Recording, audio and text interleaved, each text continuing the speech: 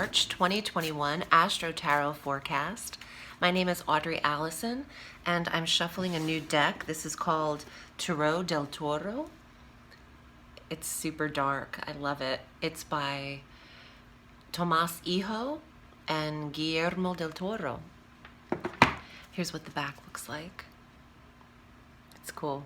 So we'll see what's here eventually, but I'll go over the astrology first. Thank you for tuning in. Please watch your sun sign, your rising sign, and your moon sign for a full dose of the cosmos for the month. Scorpio, on March 3rd, we have a transit with Mars, your second ruling planet, entering Gemini through April 23rd. And you love this because you naturally govern the 8th house on the solar wheel, and Mars is entering Gemini in the 8th house of your personal wheel. And this creates a lot of sex, a lot of intimacy, a desire for privacy, a desire for passion and sexual expression. You're also focused on how you earn your money. This is also a shared resources sector. And Mars is determination and focus and drive and will and energy and stamina. And it's in a sector of gains and money, settlements, investments, investors. So it's important who's investing in Scorpio this month. And it feels as if you might have several offers for investors or sexual partners even. I don't know how all of this happens in the COVID days, but it's in the astrology. Let's get creative. On the 13th of March, the new moon occurs at 23 degrees of Pisces, and this new moon is conjunct Neptune. Wow, talk about romantic and dreamy and a little bit nebulous and not as clear as it could be. This new moon occurs in your 5th house of love and true love and romance and fertility. This is super romantic. However, you want to make sure that you're not escaping into rose-colored glasses. Make sure you are seeing this partner with clear eyes. You could be so smitten that you don't even care. You don't really need to see all of the bad. You only see the good right now. And Mercury on the 15th also joins Neptune and that new moon energy in Pisces through April 3rd. So Mercury in the 5th house too, communicating with children, expressing your heart to somebody, telling somebody how you feel and what you require romantically, teaching your children, educating younger children. On the 20th, our sun enters Aries. It's our vernal equinox in the northern hemisphere, and happy autumnal equinox in the southern hemisphere. The sun in Aries for the full 30 days from the 20th on boosts your health and the 6th sector of work and service and healing and wellness. It is really important for Scorpio to establish a commitment or a practice to physical ritual, exercise, diet, and nutrition. Venus also enters this 6th house on the 21st for the rest of the month through half of April. So the sun and Venus together in your 6th sector. This is excellent for annual health maintenance and checkups. I would do all of your dental, vision, and medical checkups between March 20th and April 19th.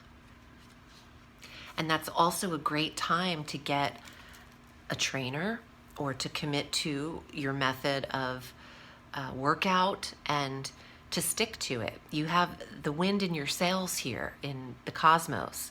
If you design this plan of action to support your health, the chances of it sticking would be wonderful if you begin it in March and see where you go from March to March. We close our month on the 28th with a full moon at 8 degrees of Libra in the last sector of your chart. I love a full closure moon. That's saying release your habits. The full moon of closure in the sector of closure says you can really close the door on something that isn't positively affecting you. And it could even be something mental, because the 12th house is about the mind, your dream life, your subconscious thoughts, what you remember, your nostalgia, and your psychic ability, your intuition, where you hold old wounds that could potentially resurface. Let them go naturally at the end of March. And therapeutic treatments could help you in this, or whatever you prefer in Eastern or Western techniques. Perhaps even a reading would help. I'm going to look at the cards for you. So let's see what's here for Scorpio. If you'd like a private reading, I'm at audreyalison.com. I have a new booking system up. You have access to my complete calendar. You would go to audreyalison.com and select book a reading. Select the reading time you'd like. Enter your time zone, and my calendar pops up. You pick your date and your time for your reading, and you are immediately confirmed after you submit payment. Let's see what's here for you, Scorpio, in the Tarot. Seven of Wands. Scorpio has had to learn to release their defensiveness, to let down their guard. Scorpio has had to soften up, is what I'm getting. Wow. And the Tower. There's been a breakthrough, maybe a breakdown in order to break through for Scorpio, and a repositioning. You've let your walls down, and you could be open to love. You could be open to commitment. King of Coins, the King of Discs. This is the Earth sign male, Taurus, Virgo, Capricorn, and the master of health and wealth, the master of environment and occupation.